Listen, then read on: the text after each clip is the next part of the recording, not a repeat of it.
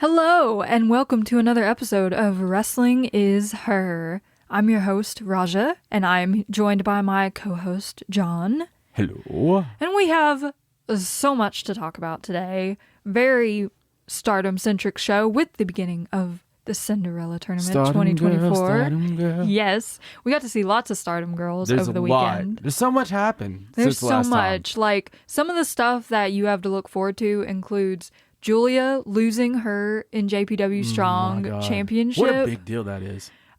Banner weekends for Hanan, Starlight Kid, Hanako, Mirai, and Rena even. Is that? Just ridiculous stuff. As the kids like to say, was that on your bingo cards for 2024? I mean, maybe Hanan, right? Yeah, Hanan was definitely up there, but just the stuff that we saw was insane. And I think it's safe to say that the idea that Stardom is like dying or going somewhere has like left the building. Yeah, I think the famous old quote is the rumors of my demise have been greatly exaggerated. Exactly, yes. And of course, people don't want Stardom to die and they don't want anything bad to happen to it. But when all that first started happening with Rossi and everything, I think people were like, oh my God, is this the end of Stardom? People are really strange. I mean, we know this already, but people are dicks. They are. And so they always assume the worst. It's always like they show up at your house when they hear you've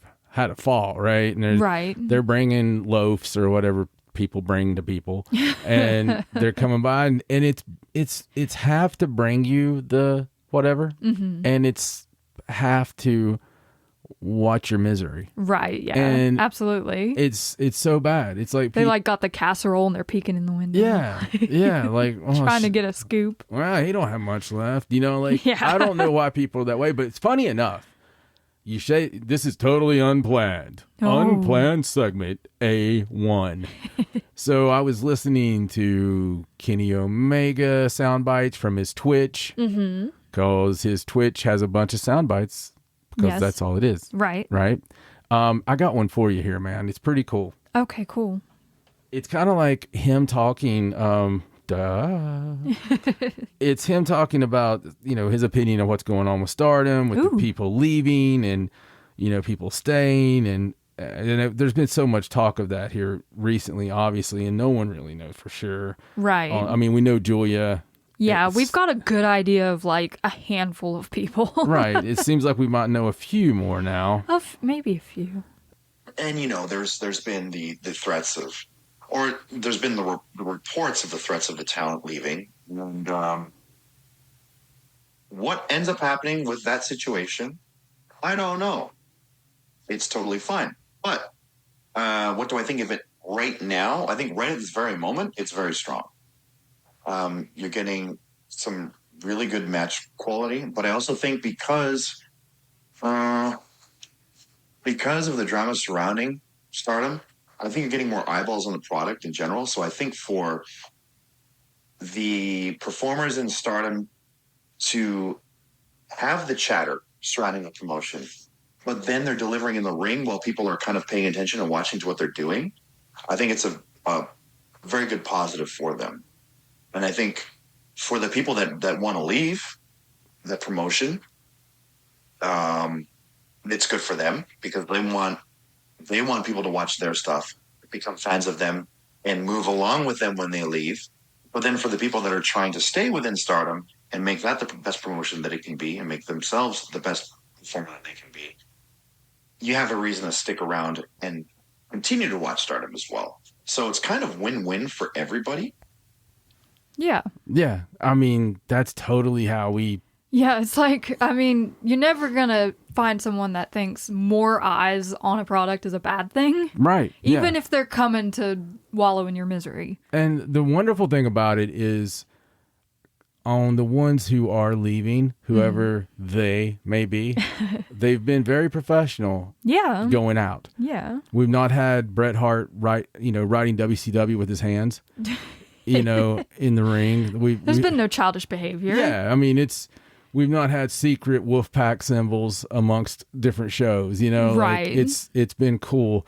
And some of the matches, here's the thing, man. You can say what you want, and you are more than entitled to be a Rossi guy and be all about him, even though it's probably the same people who were bitching about him like nonstop for ever since we started watching it. Yeah.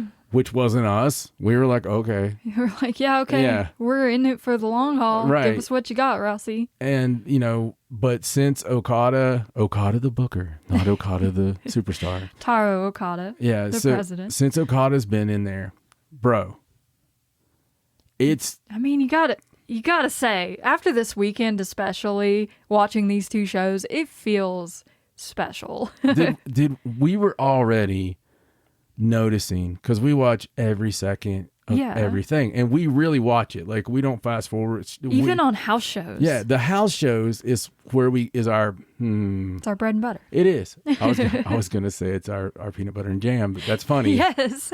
Same thing. We love the house shows.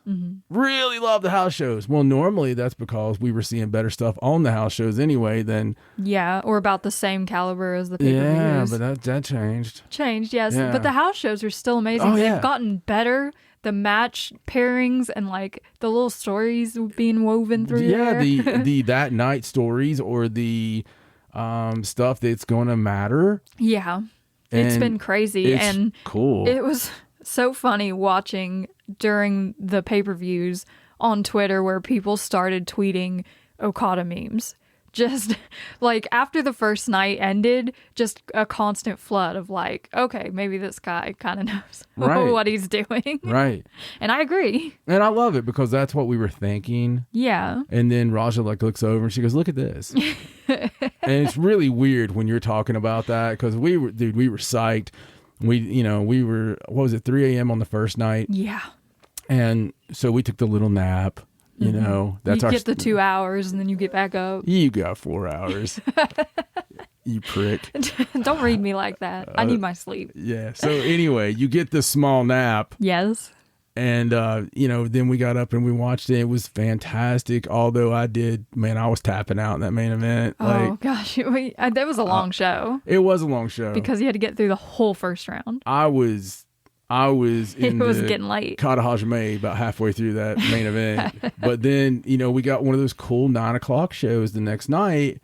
In Corkinhall. Which is the second one we've had in a few weeks. Yeah. They had a Friday night one. Then we had this Saturday night one. Also the second live Corkinhall show. Yeah. I'm just hoping they make that regular, like every time they're there. They're so special. Yeah, they always do big stuff on the Corkinhall shows. And the Corkinhall show arguably should have been an afterthought. There was no commentators. It was just like, oh, hey, and a bonus. You're going to get the second night on pay-per-view. Much cheaper pay-per-view, too. Yeah. The second night because there's no commentary and big cameras and all that. I would pay extra for no commentary. Can we get the version with no commentary, please?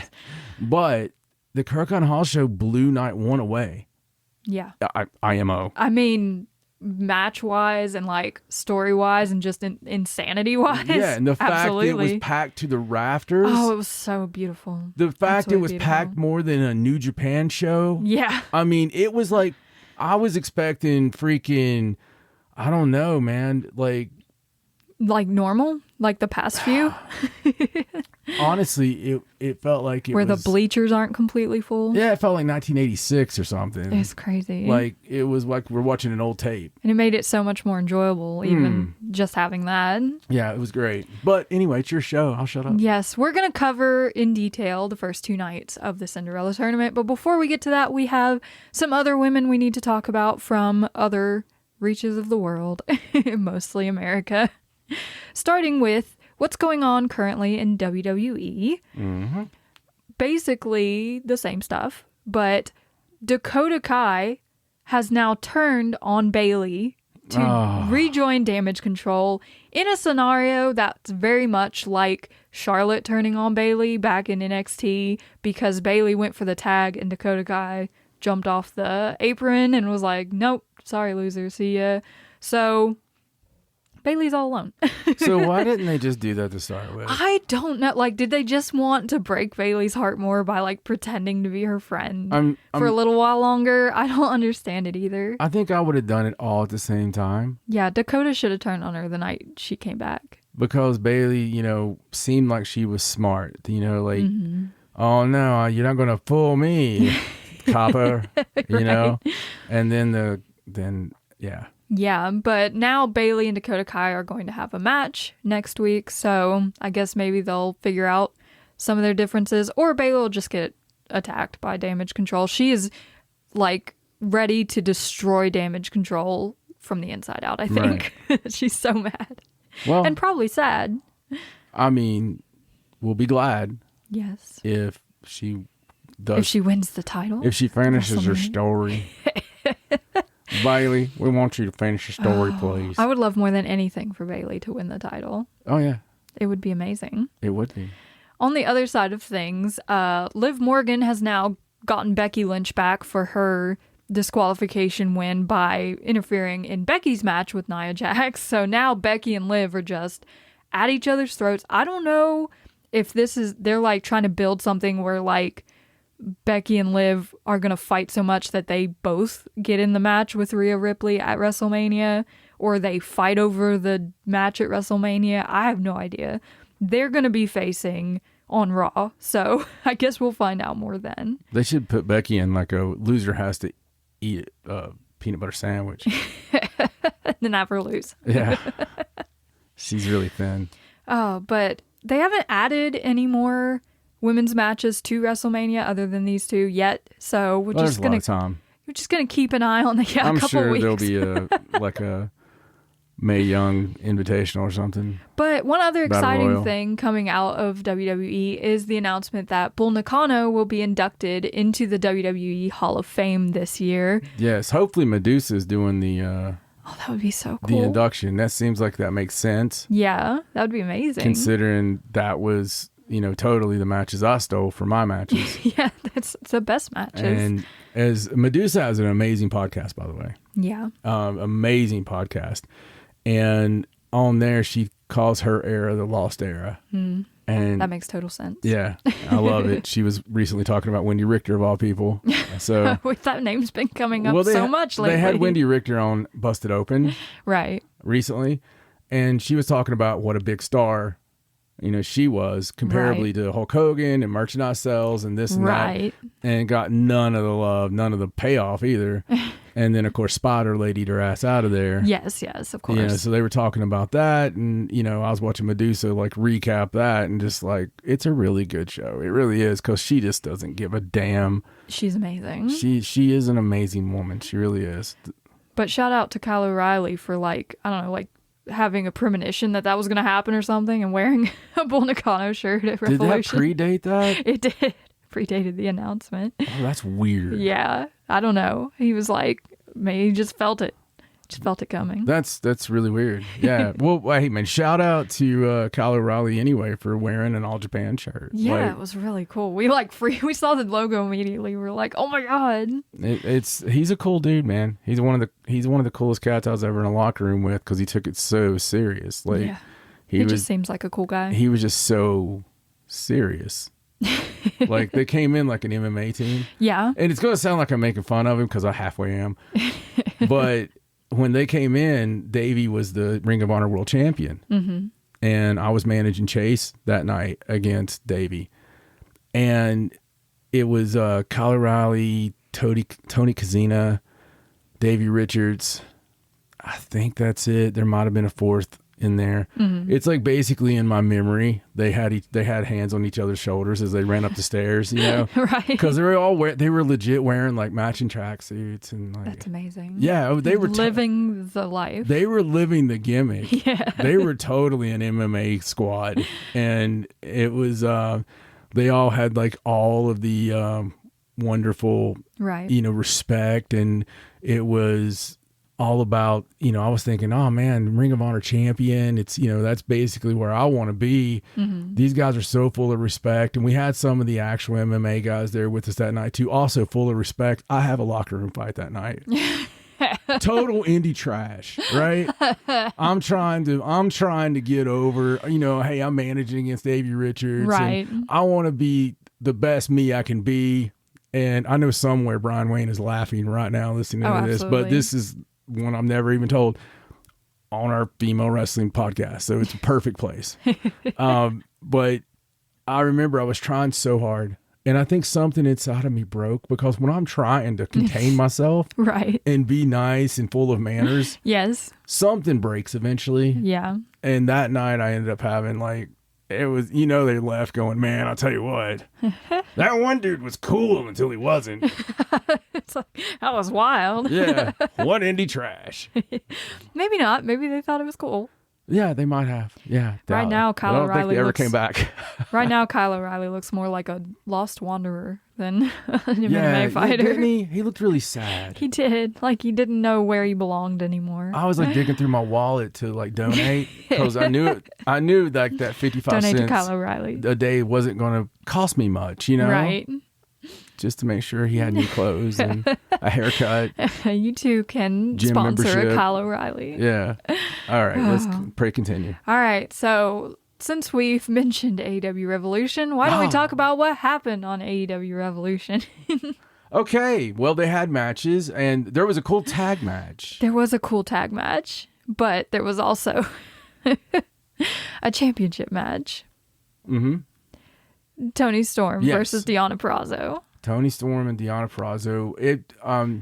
So sometimes when you have this incredible build, and it was an incredible build. The story was so good. It was arguably the best built women's match we've had. Yeah. In AEW. And to be fair, Chris and Willow versus Sky and Julia was well built too. That was the tag match. It's been going on for a while. Right.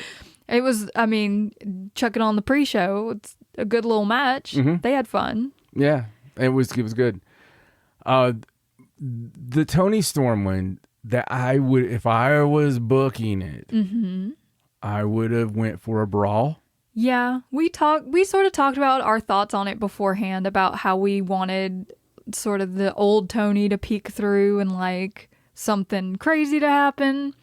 And there was the cool moment with Mariah May coming out and like punking all of us, because it looked just like old school Toni Storm. But when that's the highlight of the match. The thing is, this was a very technical match. It was a good match. It was a technical match the entire match. Mm-hmm. And it just never really hit that second gear that I think all of us were hoping for. Like, we were all waiting for them to just start beating the crap out of each other because they hate each other.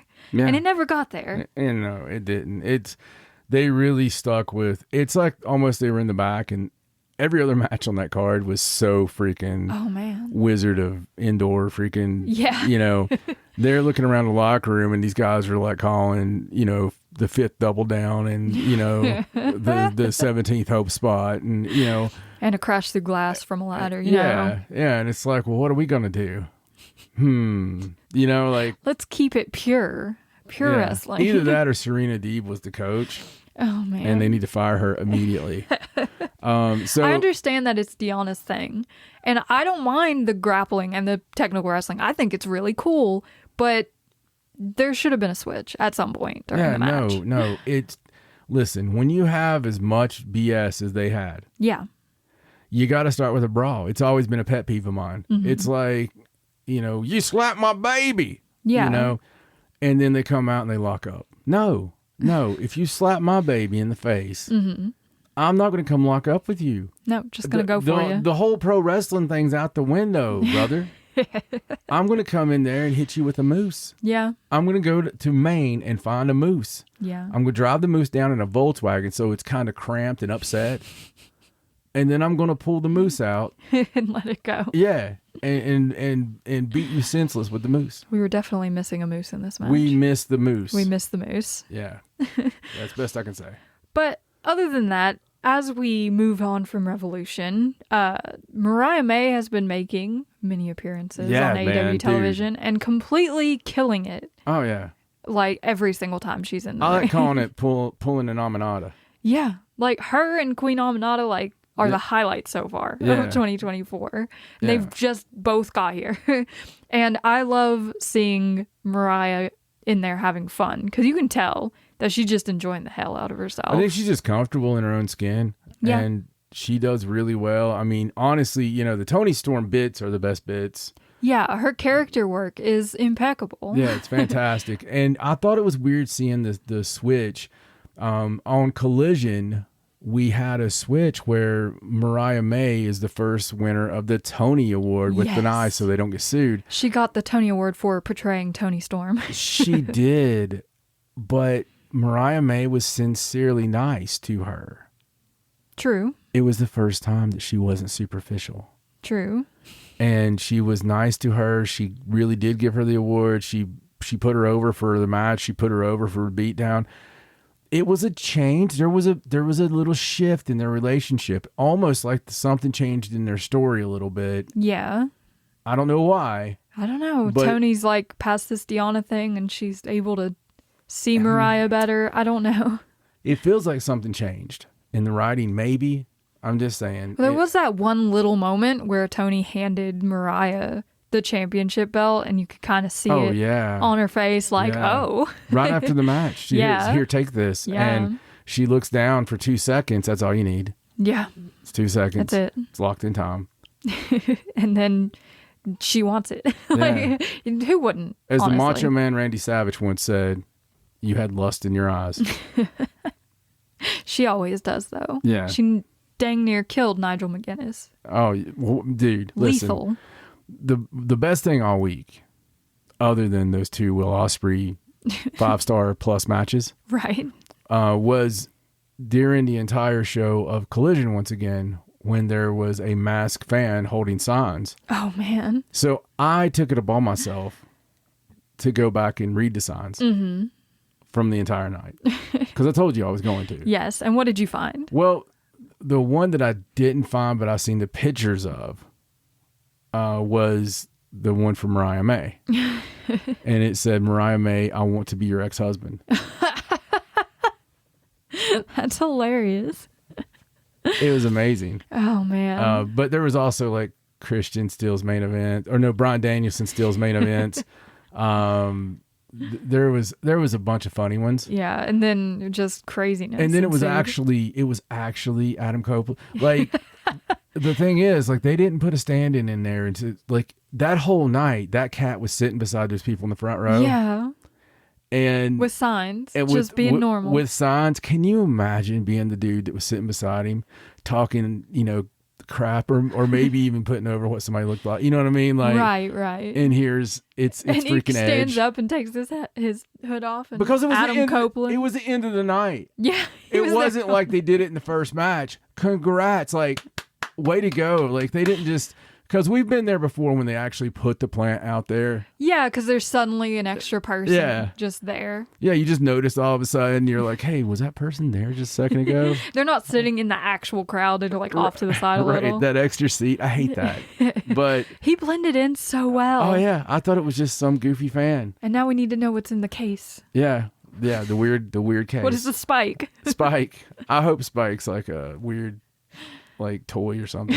Anyway, so we're right around the corner from Big Business. Big Business. It's right there, a couple Big days business, away. if you will. Oh man, if you will, in Boston, Beantown. Yes, we've already had one huge money-related debut. Yes, just on a random free TV, and another big debut that is all money. Yes, absolutely, but Big Business is coming, and we assume that we will be seeing the debut of Mercedes Moné this week. Absolutely. In Boston. They have announced a women's match for that show. Willow Nightingale will be taking on Riho after Riho's recent win over Chris Stylander, with Stokely Hathaway being with his shenanigans. As always. Willow made him promise not to do any of that in this match. It makes me wonder if Mercedes is going to debut after this match because of Willow being the last person she faced before her injury. But the woman who hurt her? She did not hurt her. I'm joking. I'm joking to you, and I'm joking to Willow. I'm sitting across from someone wearing a Willow shirt, and in Willow, if you're listening, I'm sitting across from one of your biggest fans. I love Willow Nightingale. So if I make jokes about someone hurting one of my favorite people, it's only a joke. But she might just, it's hard to say. She might come out at the beginning of the show and just be like, here I am, or she might wait till the very end. I hope it's something like just crazy and like unexpected. I want her there so badly that, but the anarchist side of me would love for it to be something like Shane McMahon. Like, just something so... We're like, just sitting there and you hear, here comes the money. Yeah, like something... that or like Goldberg, you know. God, the $1 Million Man. And it's something terrible where because he's Jewish, they're calling it money. You know, they're saying it's business. Oh God. And they're like, JF come on, it's the Jewish we're in New England and he's, Jeez. No, obviously. I mean, they would never live it down. Obviously, it's Sasha. Yes. Well, Mercedes. Whatever you want to call her. But I go for Christian name. Yes, so we're super excited to see her. I have a feeling she's not going to be the only woman like making a debut on the show. I feel like somebody's going to come back, or like who? Maybe Britt or Jamie, or Britt and Jamie, just to face off against her, or maybe Megan will show up. I don't know. I feel like it's going to be a big night. So for the Megan's women. from New England. She's actually from Connecticut. Yeah. Did you already look it up? You told me. Yeah, but I didn't tell you where. No, I thought maybe. know. So I thought it was Massachusetts, but they're all the same. We lived there. Yeah, it's all just melts together. It's all like not Maine. Yeah, it's like there's Maine and then not Maine. Yeah, and then rednecks. And then New York. When you drive down, yeah. But she's from Connecticut, so she knows all about high rent. Megan making her re-debut would be amazing. Oh, I'd love to see Nothing her. would be bigger, aside from Mercedes. not Sasha. Yes. Coming in. Nothing would be bigger than having Jamie. If Jamie comes back, it'll blow the roof off the place for a second time. Let me tell you, sister. Jamie Hayter is just, she built that house herself. It's the house that Hayter built. Yes. And nobody was trying to make Hayter get over. No, she was just there with Britt. Even her sidekick. Even her looks got over on their own. Like they created themselves. It evolved before our eyes. So insanely strange. It is. She looks nothing like she did when she started. No. They put a video out, one of those obnoxious British channels, put a video out about, 10 AEW wrestlers that don't look anything like their debut. Was she on there? Well, she's the cover. She's the actual... She did look completely different. Oh, yeah. Like, between when she first showed up to when she, came back after being away, it was completely different. Yeah. It's like on the Stardom app, you guys should go there and watch. She narrates some of her old matches, and it's good fun. Completely different. So over in Ring of Honor, the women's TV title championship tournament continues. Yes. That tournament for the TV title. It's continuing. We have officially found out a match for the semifinals. We will be seeing Red Velvet versus Queen Aminata in the semifinals. What a match. Red Velvet defeated Layla Hirsch in an absolutely banger of a match. Preach it, please. These two, this was their third match. Jesus. And you haven't seen a women's match this good on Ring of Honor, on AEW, this year. It was so good. It was a damn good match. Well wrestled. The story was incredible. Yeah. And I don't know, Listen, if you haven't seen this match. If you get the 11:30 p.m. fans into a show, which is a bunch of dudes with wives that want to go home and kids that are asleep, if you don't watch Ring of Honor for any other reason than laughing at these kids falling asleep in the front row, and women looking over at their husbands, looking down at clocks going, oh, can we go? It's to get that fan group into a match. Oh man. Is something. It is. This is not a match anyone took their bingo cards in going, this will be the match of the night. Yeah, I'm going to take this match. This is a match you've grown about. Now, listen, I love you, Red Velvet. Okay? I do. I love you, Queen Aminata. You guys are amazing. I'm talking about if you're sitting there at 11:30, not because you guys have not been presented in such ways. Red Velvet versus Layla Hirsch is this is a dark match back in the day, But Layla came out And, Layla has got to pre-injury levels of work. And she is legitimate. Yeah. Her timing, her, everything is really better than I've ever seen it. Red Velvet is as well. She's grown leaps and bounds. Has ascended. Red Velvet has ascended to some level of freakonology that where someone just goes from okay and has some, there's not much daylight in her stuff except for your finish. And I'm going to a few cool moves. I'm going to get that kick out of her repertoire before I'm done. But, this has been lately, it's just something we noticed and we picked up on. It was just like, damn, Red Velvet's matches have been really good. She's turned into more of a brawler and just so hard hitting. And Layla with her technical prowess, putting these two together was magic. That I did not see coming. It's real. It's one of those you were going to want to go back and watch again. Yeah. But the match was freaking fantastic. It was. Absolutely. So Queen Aminata versus Red Velvet eventually, but we still have to figure out the other semifinal, which will be either Diamante and Billy Starks versus either Mercedes Martinez or Abaddon. I'm going to guess that it's going to be Billy Starks versus Mercedes Martinez, probably. What are we going to do with Mercedes Martinez? I think we should just call her Martinez. We could just do that. Just call her Martinez. Like Roughhouse Martinez or something. Just something, it doesn't sound bad. Yeah. So before we move on to talking about Stardom, I did want to quickly mention some cool stuff coming up for Tokyo Joshi Pro Wrestling. Yes. On March 31st, they're having their Grand Princess 2024 show, which is stacked. Mega stacked. The semi-main and the main event and the one before that are all for championships. The main event being Miyu Yamashita versus Miyu Watanabe, which is Class A competition right there. Miyu Yamashita just impresses me every time I see her. Yeah, we're addicted to the indie Japanese women's wrestling cards. Yes. And so we've been ordering all these boxes of cards from 22 and 23. And we've been pulling some badass ones. Oh, we got some great stuff. We got a Polaroid autograph in our last box. I was so happy. We don't know who the chick is, but we've never seen her before. Yeah, she's some indie girl that's a rookie, but it's one of those small Polaroids that she wrote on, and they took it right then. It's amazing, though. Oh, I almost died. Yeah, We've gotten some really cool just autographs in general. Because the girls all write books. Yeah.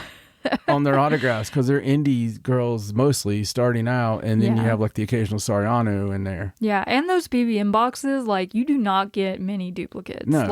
With our first box of each year, we almost completed both sets. Right. We got a second box of each year because we just wanted more cool stuff. Yeah, because the pulls are awesome. They are. I can't wait.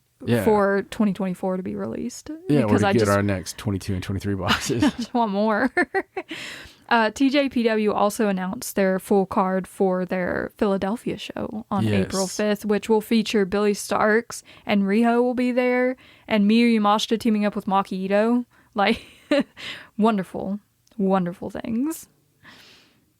If we could be there, we would. Yes. I'm sorry. That weird... Which one's the birds chirping? It's the... I don't remember which one it is. Yeah. There you go. That was my mind right there, because what was going on was I was thinking about that it was sold out before I could get tickets.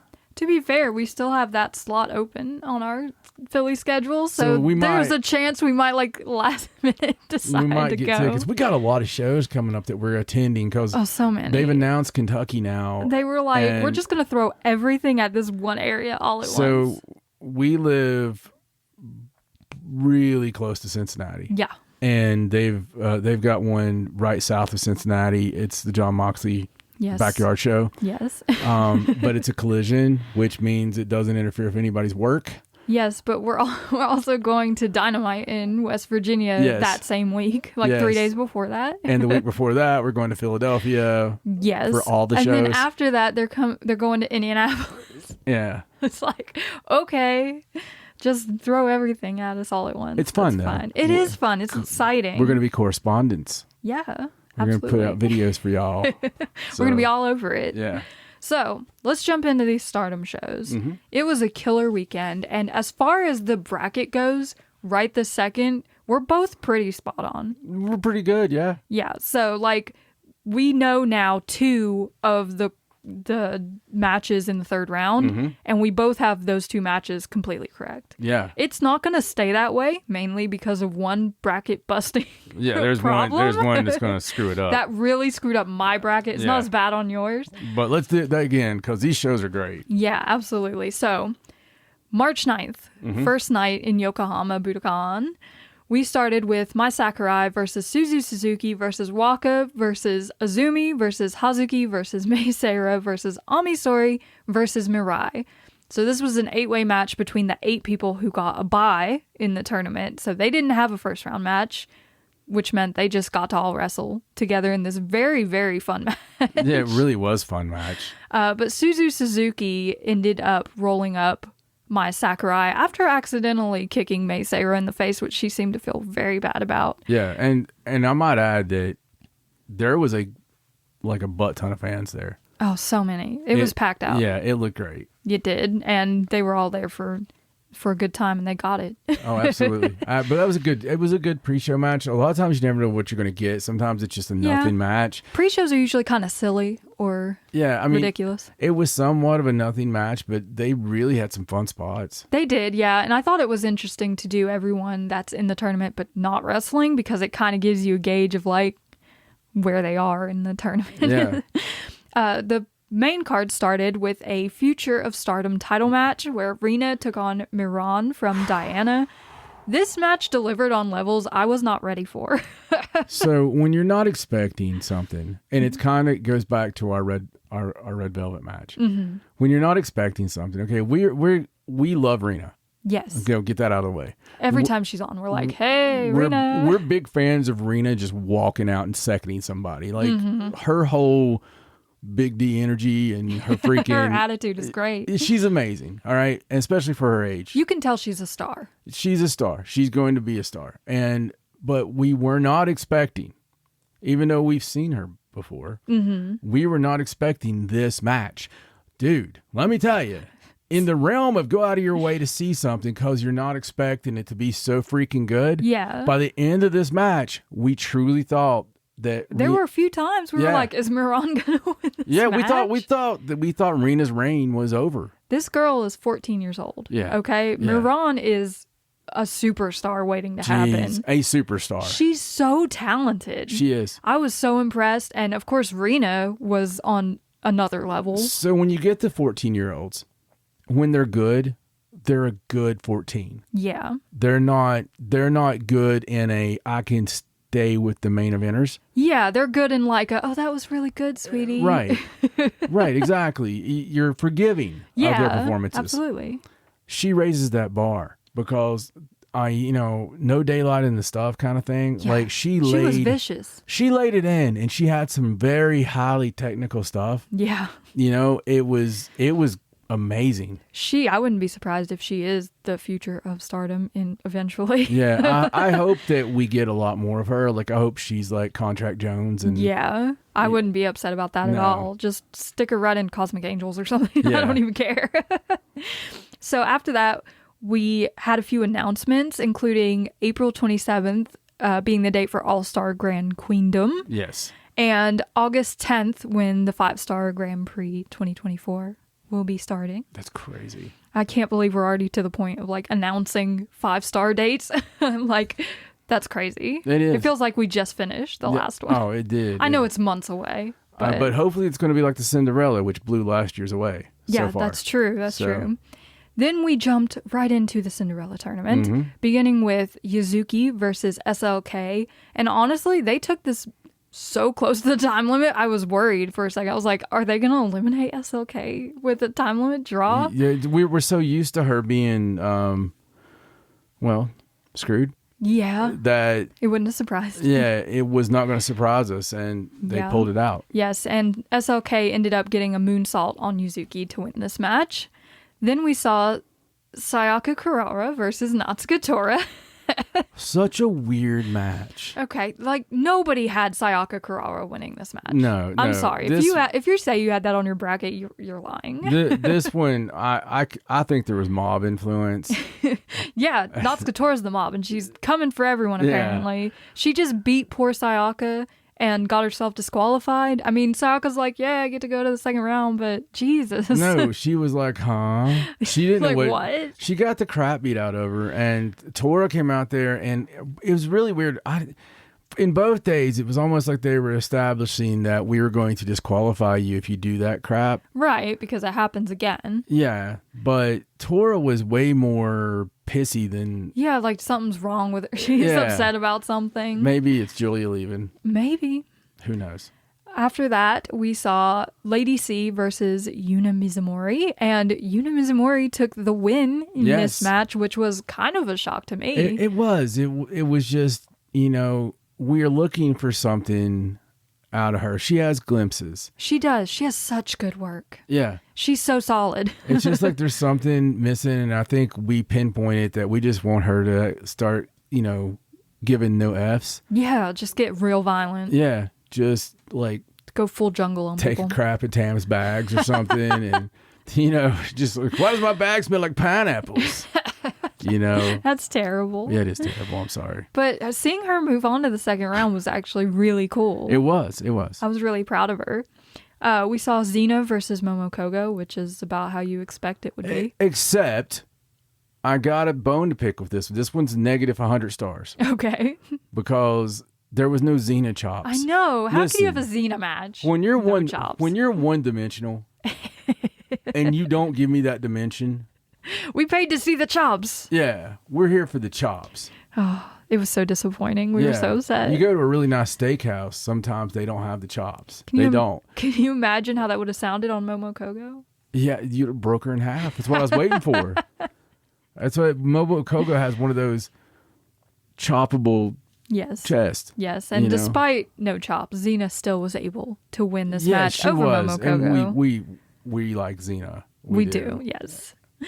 Miyu Amasaki versus Rana Yagami, which was a great showcase for both girls. Yes. And I think Miyu really shines here and shows like she's been working hard. Oh, yeah. Lately. And her new gear was super adorable. I loved it so much. It really was. It really was great.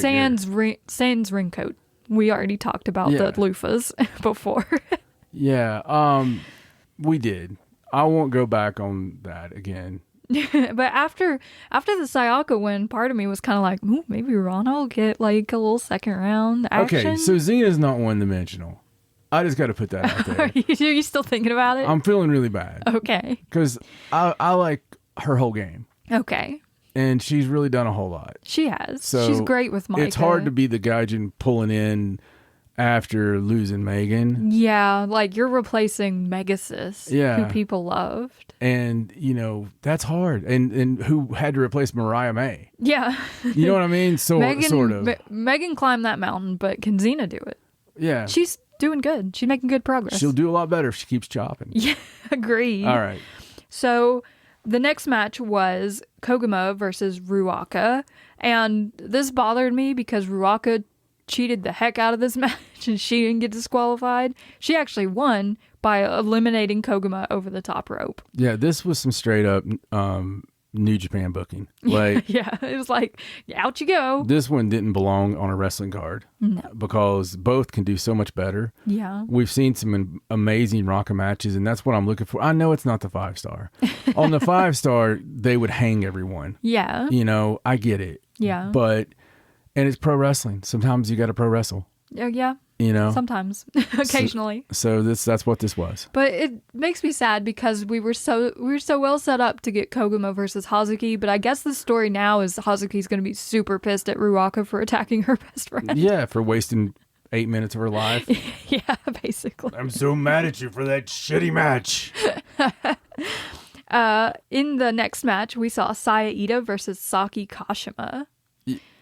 And Saya Ida was, to her credit, able to stay away from the Kishikaise in this match, which saved her. because she ended up winning. It's nuts, is it not? It is. Because Saida has come out of virtually nowhere. Well, I mean, we go back to the tag match you have to watch. Yes, the tag match. Yeah, you go back to that tag match, which I'm already creating my best of 24 compilation. But, she's just got some strength going on, and she's got a fire under her. She's got a fire under her. She's looking great. I love Saki. I love when she pulls out some crazy win, but yeah, I totally expected her to Yano this match. Yeah, and she normally does. But, really inside, I don't like when Yano Yanos. No. And I don't like when Saki. It feels like something taken away from you. I think Saki should win the 18-woman matches. By being her silly self. She's like Fuki and Death. Like, she is in that same tier. It's funny. It's fine. Yeah. Okay. She's got some cool stuff. All right. But don't put you in. Don't make me hurt my tournament. Right. With this. Right. So I'm glad what we got, because it puts an interesting match because of how much Ida puts out there. Yeah, absolutely. She's so passionate. You can and she's tell. Not really predictable either. She doesn't have, like, her moveset is a lot wider than people would imagine. Yeah, because she doesn't just do the strong girl stuff. Because of her size. Yeah, it's because she got the speed. And she can sell. It's a weird combination where she's got the strength, where she can lay some heat on you, but she also is short. Yeah. So she can sell, just as easily, and it's believable both ways. Yeah, exactly.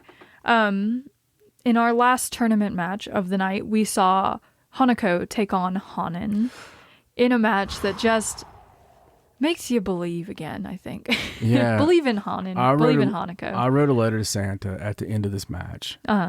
And to the Wood Fairies. And,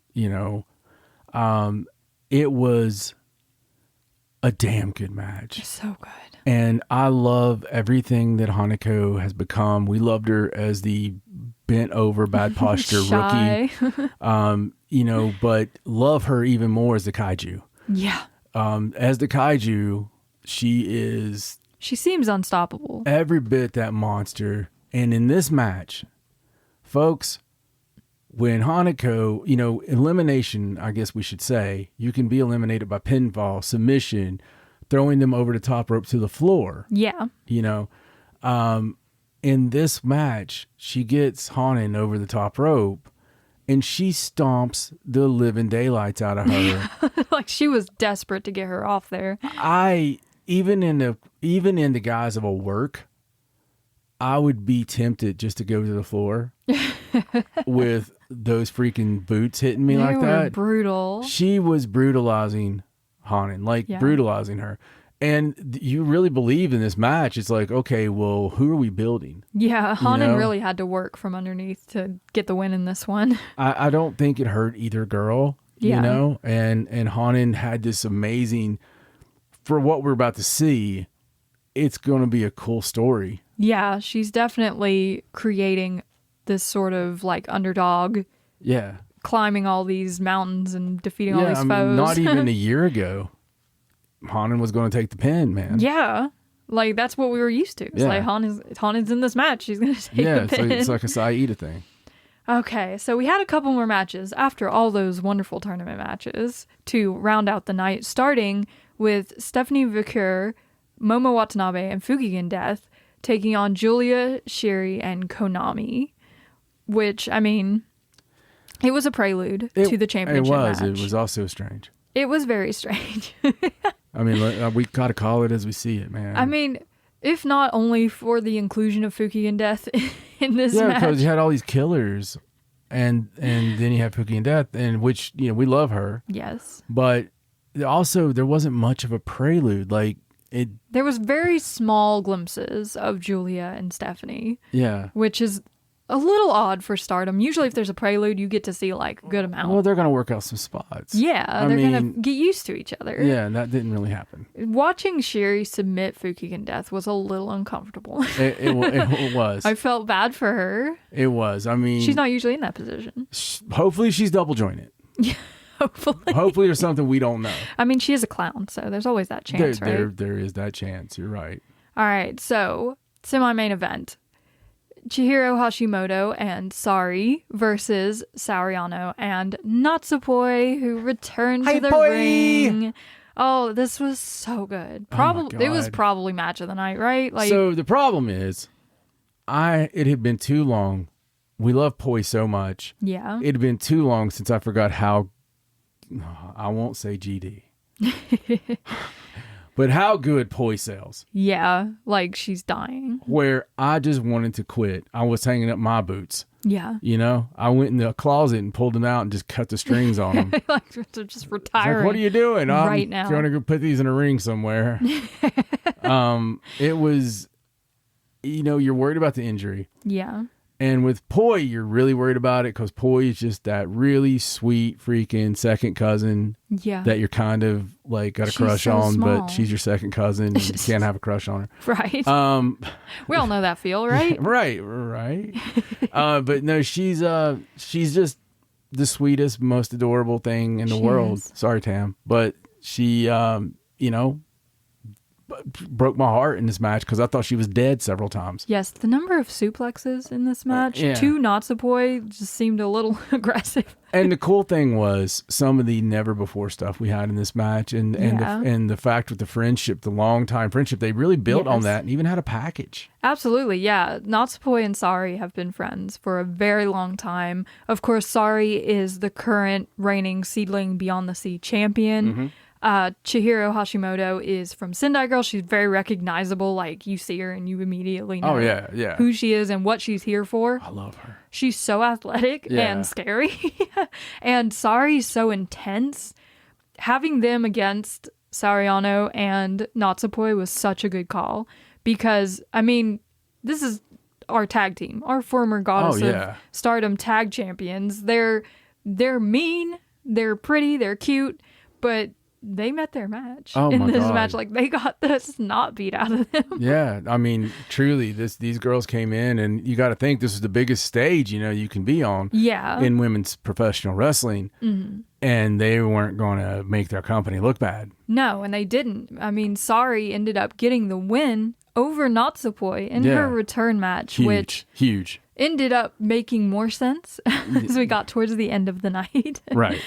But that brings us to our main event. Yes. Which was Azumi and Sayaka Mitani, whereas Utami was out sick for this weekend. Right. So Azumi had to take her place in this match versus Maika and Mina Shirakawa versus Mayu Iwatani and Tam Nakano, which we were excited about just from the billing. It was like, that sounds really cool. Yeah. I mean, it was just everybody on there is just, A players. Absolutely. And I think this was a fun match. It was like, it wasn't anything like you're going to write home about or anything, but I mean, it's some of the top players, so they're going to have great action when they're all in the ring together. But I get what you're saying. It was kind of a house show match. A little bit, yeah. It was like one of those you see on the main event of like right, or semi. In Fukuoka or something. Yeah, exactly. It wasn't anything special. Even though it was full of special people, but we'd had such a hell of a night already. Yeah, it was kind of like a nice breather after everything. It honestly felt unnecessary, if anything. Yeah, a little bit, but it did serve its purpose because after the match was over,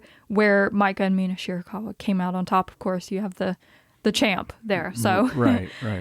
Sari came back to the ring and challenged Mayu Iwatani for the IWGP Women's Championship at Grand Queendom on April 27th. And this is a big deal because these two were supposed to face in February of 2020 before everything went down. Right. That match didn't end up happening because Sari got sick. And after that, the pandemic stopped it from happening. Then Sari went to WWE and it just never materialized. Yeah. And fans have been clamoring for this match in particular for 4 years. Which is a long time to wait. Because it's two of the biggest. Absolutely. And so, damn, we're going to get it. And two of the best. Yeah, exactly. So, in like a month and a half, we're going to see that match at All-Star Grand Queendom. And I can't even imagine how good it's going to be. Oh, they're going to, I mean, Mayu has not only does she always bring it to the big matches. Yeah. But when you're defending your company, you know what I mean? Like she's very protective over the IWGP Women's title. Like she will not budge unless you make her. Yeah, and you got to think again. You got Sari that's got her own bag of treats that she's defending her honor. So Jesus. Absolutely.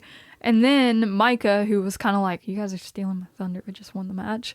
She got up in the camera and called out Utami Hayashishita for a championship match for the red belt on March 20th on the final night of the Cinderella Tournament, which makes a lot of sense. I feel like Utami and Saya were like this double like thing that Micah needed to get over after losing the tag title match. So do you think Utami scores the pin on Micah if she's there for the match?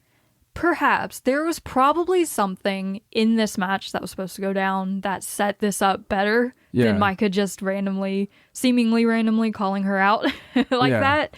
But I don't know. Maybe not. It would be weird to have Micah lose that way, even in a multi-man, I think, to take the straight pin. Maybe Mina was supposed to take it or something. I don't know. So this early, maybe a visual pin. Maybe. You know, I mean, they could have just went at it in the match, like straight brawl. We've seen Micah do that before. We have, but that means in a matter of less than 2 weeks, we're going to get to see Utami Hayashishita wrestle for the red belt, which is insane. Well, hopefully Utami will decide that she needs to be at Philadelphia. Hopefully. Because we need you in Philadelphia. Please announce Utami Hayashishita for Philadelphia. Please and thanks. Yep.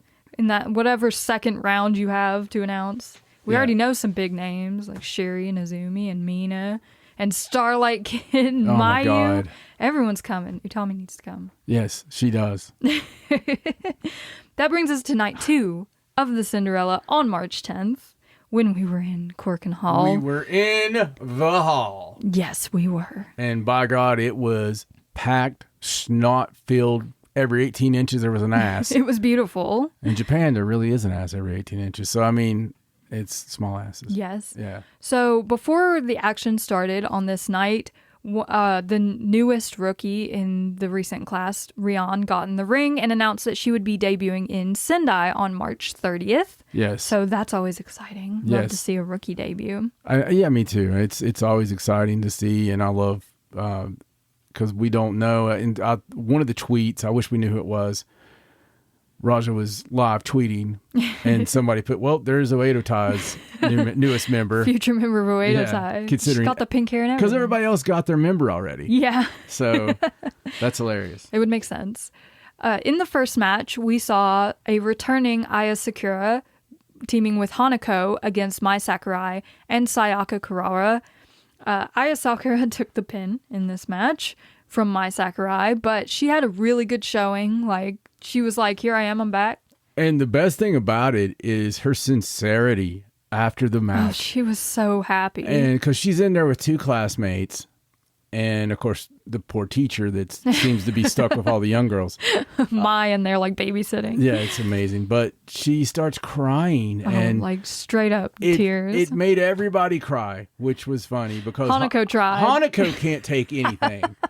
Hanako is damn Ric Flair. She's like, a kaiju, but she's a sensitive kaiju. Yeah, she's a sensitive kaiju. She's like babyface Godzilla. And, she couldn't take it. It was really cool, though. But my favorite part of it is we all had sympathy for her. Yeah. We were crying. Yeah. We're like, what a sweet girl. And then all of a sudden, she's like, starts tossing shade. She just turns she's just like, to Sayaka. Yeah. And she's like, I'm going to be a member of Cosmic Angels before you are.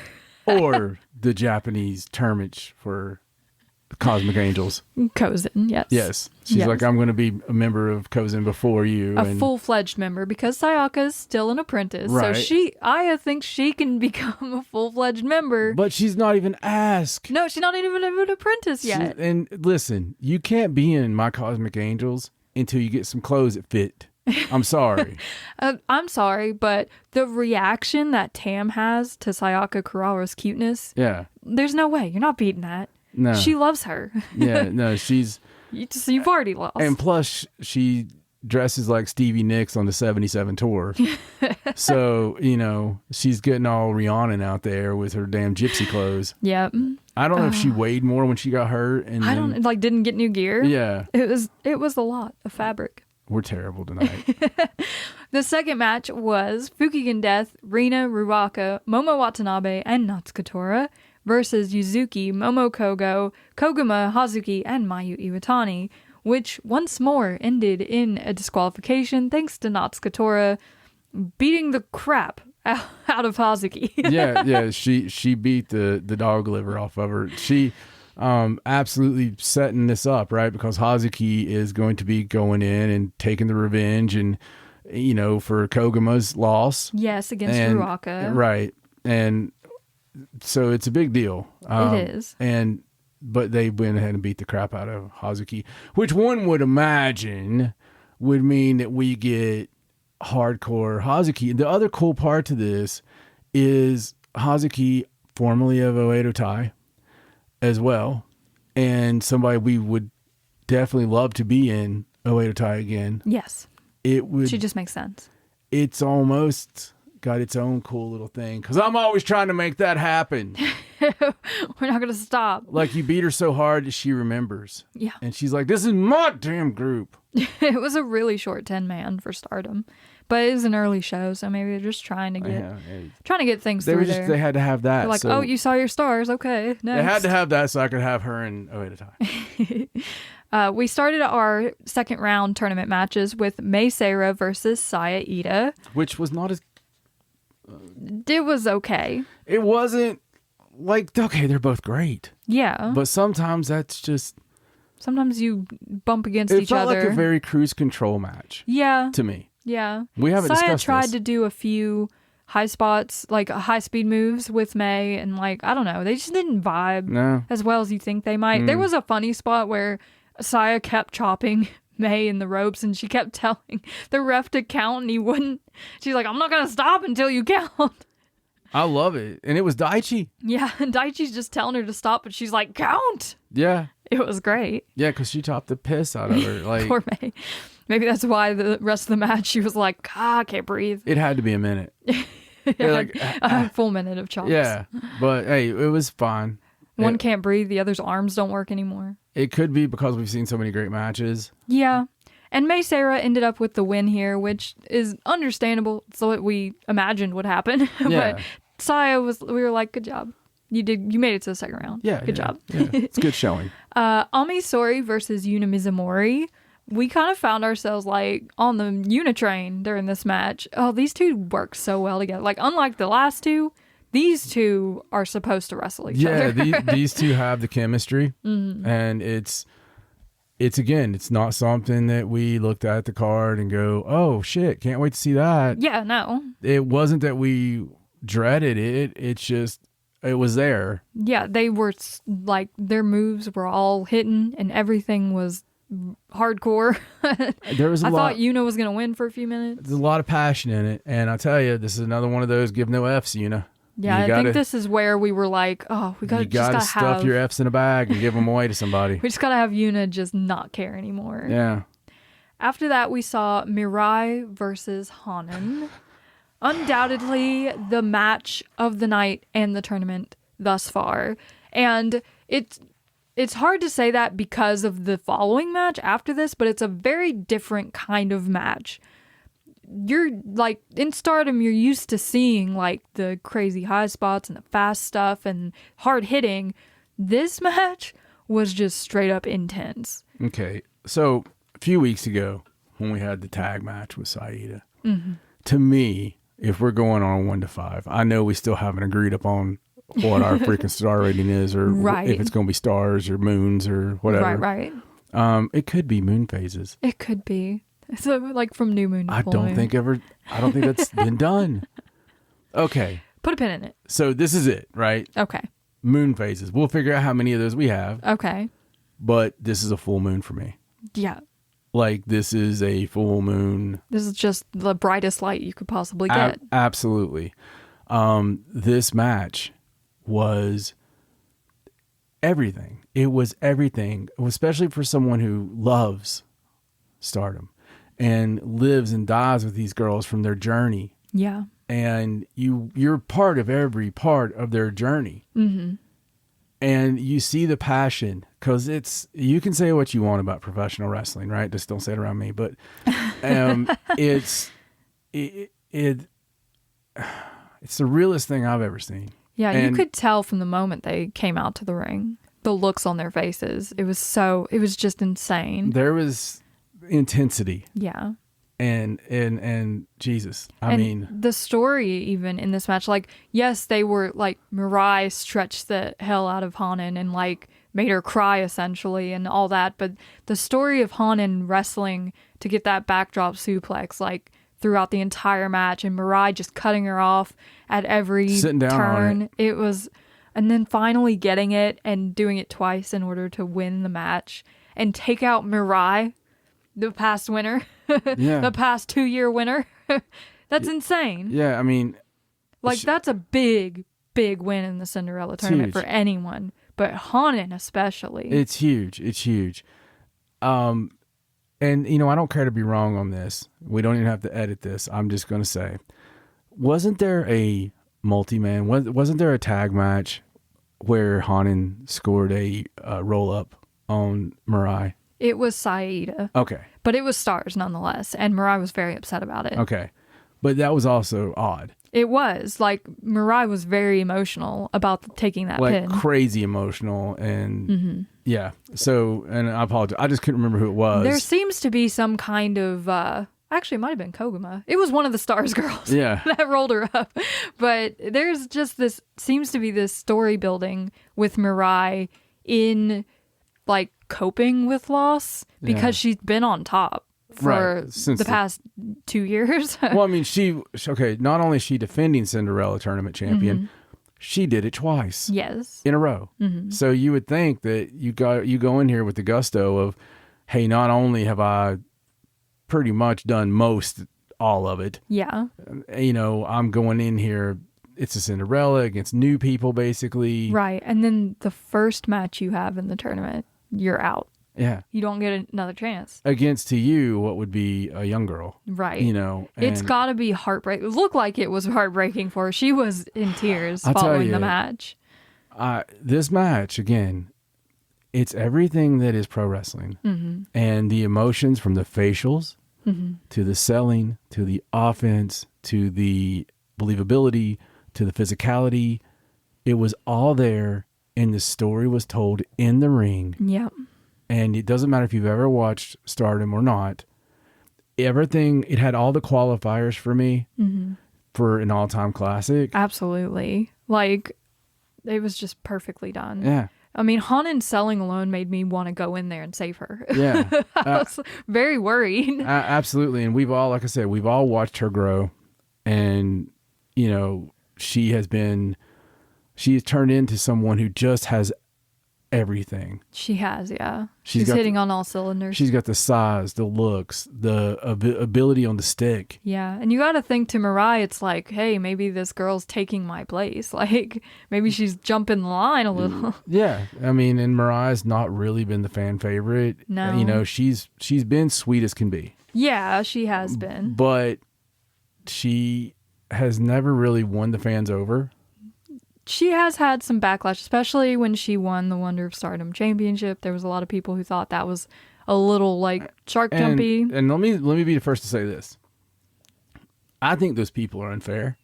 Yeah. Because Mirai has done nothing but put on banger after banger. Absolutely. Like, even like first watching her, I was a little unsure, but you just have to watch her. Yeah. And you're like, this girl's amazing. Yeah. Incredible talent. And you know, and her aura is just unmatchable. She's just pure sunshine until she's not. Yeah. Until she's kicking your ass. Yeah, but she's still smiling while she's kicking your ass, which makes her terrifying. It does. It does. She's a scary person. This match, again, it's a full moon. Yes. And in her backstage comments following the match, Mirai mentioned that she doesn't have much time left in Stardom, some implying that maybe she's leaving with Julia at the end of the month. We don't know for sure. There's nothing. Well, I mean, we kind of know for sure. I mean, all signs point to that. So Sherry is gone. Right. But she's been gone in the ring. Yeah. In my opinion. Yeah, there hasn't been there was the fourth, but even before that. To me, Sherry's been the one that's been ready to go. Gone the most. She's like, time for the next. She has seemed to me like the one that, and that her name's not really come up that much. Right. But she's been the one that, to me, it looks like she was done the most. And here's the thing about it.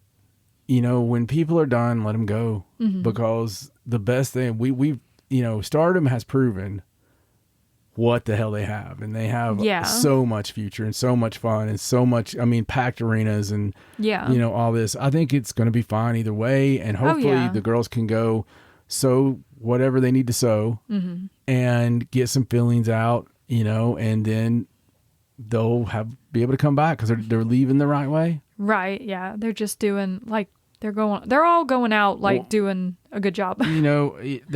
Okada had mentioned and was chastised for it at the time, but maybe in a couple of years they can do a joint show. They could. I mean, things could calm down. People don't hold grudges quite that much. After that match, we had our final tournament match of the night, where Suzu Suzuki took on Starlight Kid in yet another banger, completely different kind of banger. Oh my God. Just one that you expect from these two going at each other. Right, yeah. And this, of course, Suzu was totally full of confidence. She was completely arrogant heading into this match. She's beat Starlight Kid before in the past year in singles matches. So she's like, okay, easy night for me. Just get it over with. Yeah. But Starlight was not going to let that happen. No, it was crazy, this match, because you didn't know which way it was going to go. No. Suzu, you got former 5-star, the most recent 5-star GP champion. Yes. Which is weirder by the day. It is.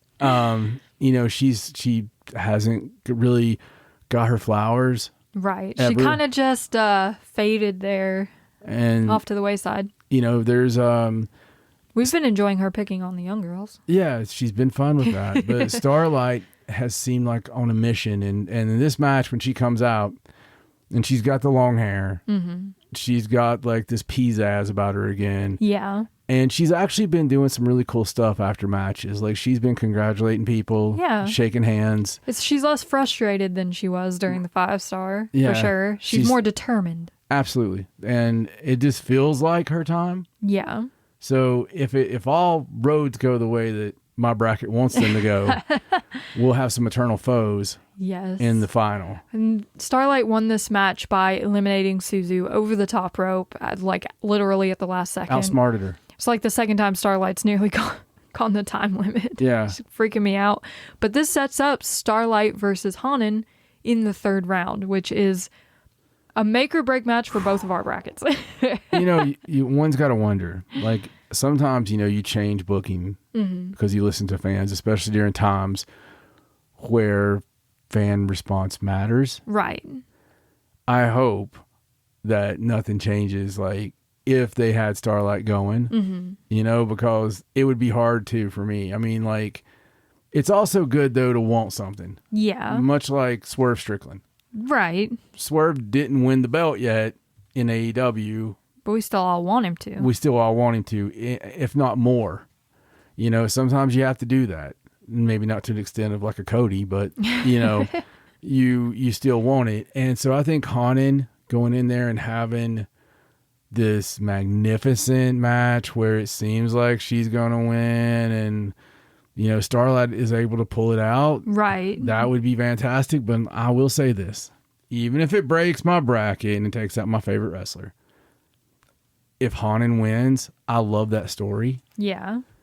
I just want I want whoever wins this match to win the Cinderella. Yeah, this is the match, I think, that determines the winner. I'm going to be so pissed if whoever wins this match loses in the next, in the semifinals. Yeah, if they don't freaking make it, it's gonna feel like such a letdown. It will, absolutely. So far for the third round, we have Hanan versus SLK and Mei Seira versus Ami Sourei. And the second round matches we still need to see are Waka Tsukiyama versus Xena, Ruaka versus Hazuki, Azumi versus Sayaka Kurara, and Miyu Amasaki versus Mai Sakurai. So, good fun stuff. Yeah, those are absolute house shows. But to conclude this card on the 10th, we had 3 more matches following the tournament matches, starting with Rana Yagami, Saki Kashima, and Shiri versus Natsupoi, Sariano, and Tam Nakano, which was just a good, fun match. Well, this was amazing because we got the actual Cosmic Angels. Yeah, it was so fun to see Natsupoi, Sari, and Tam all together. Complete different than the first night. Yeah, they were so happy too. You know, they come out, and I'm not worried about Natsupoi dying in this one. Yeah. You know, they come out, and it's a great match, and they had good fun with Sherry in this. So, like, Yeah. I seen the Sherry smile at times. We got to see the spot where Poi ducks the kick with the split. It's great. With the amazing facials. Yeah. Like, they're so funny. You know, she's always like, I'm so sorry, I'm quick. Yes, they spent a lot of this match beating up Rana, which I guess is to be expected. Rana got the piss beat out of her. Oh, God. She took not the as bad submission. as a house show that we've seen. Like, the Julia. Oh, man. Like, Rana's just going through it. There was a house show last week. She seems to be enjoying herself, though. A house show last week devolved into madness. Oh, yeah, absolutely. Where Rana was still beating on Julia following the match. Sherry had to come over and, like, you know. She said, stop. It like it's almost like your dog bit somebody. Yeah. And you come over and grab it before somebody kicks your dog. Right. You know? Sherry... Or Julia showed her what for. Yeah, she did. She threw her in the chairs and all that. Oh, not just threw her in the chairs. It was bad. Yeah. But Rana took the submission in this match, an armbar from Natsupoi, put her away to end the match. And that was great too, man. It was really good. Poise worked so much with the young girls. Yeah. You could really feel that. And so it was a lot of give and take. It was a fun match. This one was actually a fun match. It wasn't just a throwaway. Yeah, then we saw EXV, Waka Tsukiyama, Xena, Mina Shirakawa, and Maika versus Lady C, Miyu Amasaki, Azumi, and Saya Kamitani.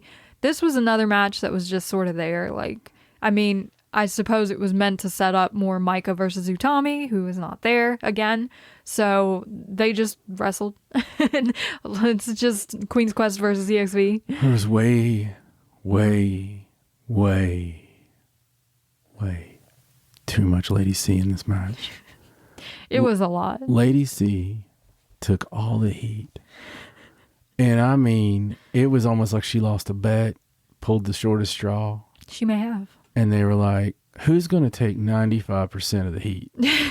It's going to be Lady C. Lady C. You're also going to take the pin from Maika after Michinoku Driver 2. So have fun with that. Yeah. So, but yeah. It was what it was.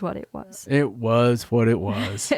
And that brings us to our main event for the NJPW Strong Women's Championship. Julia versus CMLL's Stephanie Vaquer. Who looked amazing, by the way. Absolutely. She wore the red on black instead of the black on red. The red is fantastic on her. But this match, I mean, it was good. It was. I think Julia had the upper hand for most of this match, but Stephanie was able to come back and roll her up for kind of a shocking, sudden win. It was very shocking unless you go back to the first of the match and you watch Julia make sweet love to the belt as she gives the belt away. Right. There was this teary-eyed, last time I'm going to see you, pal, kind of look. Oh, yeah, of course. That she had with the belt. Yeah. And, so that part, I don't think the win is shocking so much as just the suddenness with how it happened. It seemed a little jarring. It was. And I think, they did some really cool, intriguing things here. I mean, Stephanie is a fantastic worker. If you've not seen her stuff, she really deserves it. I mean, she's going to be good. She's going to be a great, person to carry that belt all over the world. She goes everywhere already. Yeah, she's great. She strengthens partnerships. She can work anywhere. Yeah. She's great. She's already booked for Windy City Riot. I mean, good to go. She is good, and she's a great choice to be an international type champion. After the match, I think that's the big deal, right? So I love a little shooty mixed in with my pro wrestling, and there was a weird moment after the match with Julia and Stephanie. You can go nuts and bolts on it. Well, I mean, Julia tried to come get the belt from Stephanie. I don't know if she wanted to like put it around her waist or like do the respect thing, or if she was like, give me back my belt. She's just like, no, come on now. You've had your fun. That's my belt. Yes, but Stephanie wasn't having that it. part I get. Julia wanted to cut a promo. Yes, she went to talk, and out of nowhere, Oedo Tai, who's had a stick up their butt for the past 2 nights, came out and attacked Julia before she could like do her tearful promo that she was going to give. Yeah, and one might think that Oedo Tai staying and maybe Julia was going to cut the famous Hazuki promo. Right. And then, as you expect, Mai Sakurai came out there and Suzu Suzuki and Mei Seira came out to help. And then Tam Nakano. Yeah. Out of nowhere. Like, anyone who's watched a modicum of Stardom in the past few years knows for certain there are only a few things for certain, and one of those things is Tam and Julia do not like each other. Right. They borderline hate each other. Right. Their matches are just vitriol. Yeah. It's insanity how much these two do not get along. But Oil here's and water. Tam Nakano covering Julia to protect her from a Oedo Tai attack. What? Yeah.